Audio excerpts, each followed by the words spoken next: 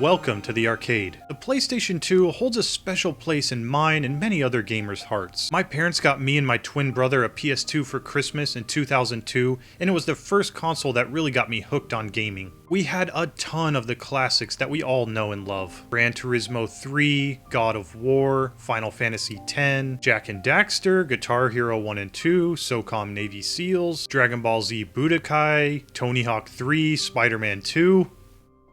Man, this list is gonna go on forever, isn't it? And like most other gamers, we also had a few games that we played and loved that we never really heard anybody else talk about. Those kinds of hidden gems can really define a system for you, and shape the way you view a console, even more so than those classics that everybody plays. Those underrated games feel more special because it's like you discovered something that nobody else knows about, and they become treasured games that you remember forever even when everybody else forgets about them. So today, I'd like to tell you about 3 of my favorite underrated PS2 games that pretty much no one besides me and my brother remembers. Downhill Domination. Downhill Domination is a racing game where the player controls a mountain bike going, you guessed it, downhill, trying to be the first to cross the finish line all the way at the bottom of the mountain. The game was released in 2003 and was developed by Incognito Studios with external development provided by Santa Monica Studio.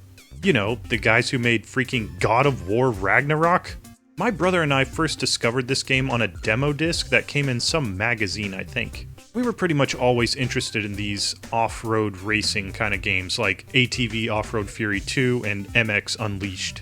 In Downhill Domination, you pick one of 6 racers to start and then choose the game mode you want, and then it's all downhill from there. There's quite a nice variety of tracks, and the tracks themselves are pretty long too, some of them taking more than 5 minutes to get from the top to the bottom. And there are plenty of obstacles like hikers on trails, rocks and canyons, trees, bushes and animals, lightning storms, waterfalls, avalanches, and of course the other racers.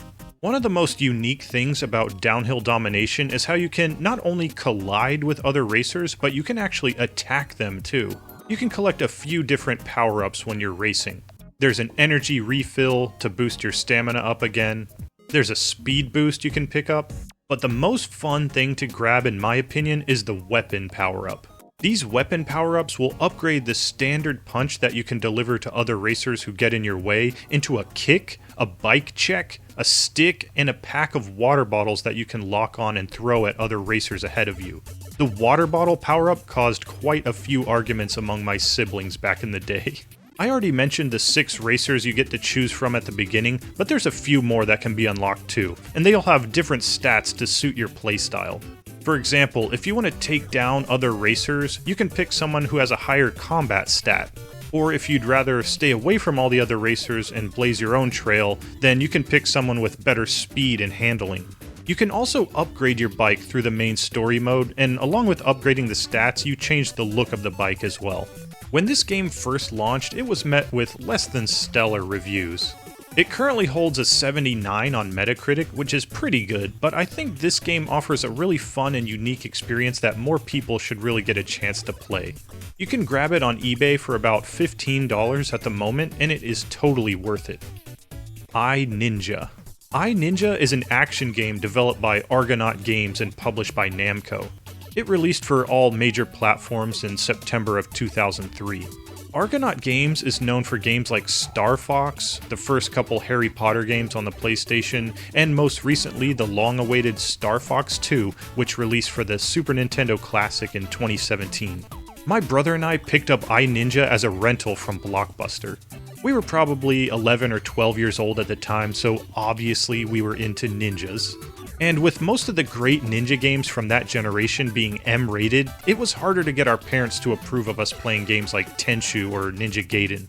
The main character of the game is a ninja with special moves that help him defeat the Ranks army led by Master Odor. Besides basic skills like running and jumping, you can do cool acrobatic moves too.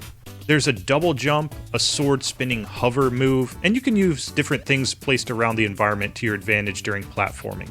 You can wall run Prince of Persia style, and there's places where you can swing across gaps using a grappling hook. A little later in the game, you get explosive darts and shuriken to make combat a little bit easier. You can aim and throw them in first person, or they can be auto-aimed. Sometimes the ninja faces enemies who jump up into the air to fight him. Then you can have a battle in mid-air until one is defeated. During this sequence, the ninja can fly around, dash, slash with his sword, and throw shuriken as well. As the game progresses, you get more abilities. You can get stronger, you can heal yourself, and you can ride a giant shuriken to defeat enemies quickly and even become invincible. When you activate invincibility, the ninja shouts, "I ninja," which is where the game gets its name, I guess. The game has kind of a cartoonish art style, which is reminiscent of maybe a little bit of Sly Cooper mixed with Sonic Heroes. The game currently holds a 77 on Metacritic, which, like Downhill Domination, is definitely a good score, but I feel like it deserves a little bit higher than that based on the nice presentation, the fun gameplay, and the overall charm of the game. You can currently download this game for free from myabandonware.com or buy a copy to play on any of the consoles from the 6th generation. Freedom Fighters. The last game that we'll talk about in this video is Freedom Fighters, a third-person strategic shooter game which was developed by IO Studios and published by EA. IO Studios is famous for the Hitman games, and Freedom Fighters came out in 2003, right between Hitman 2 in 2002 and Hitman 3 in 2004. In Freedom Fighters, you play as a character in New York City fighting against the Soviet forces who have taken over. Actually, in the beginning, you find out that the character you're playing as is a plumber who has a brother who's also a plumber, and they're going to their first job, which just seemed like a nice little nod to the history of console gaming as it is now. After you gain enough charisma in the game, you can control a group of teammates while exploring the city.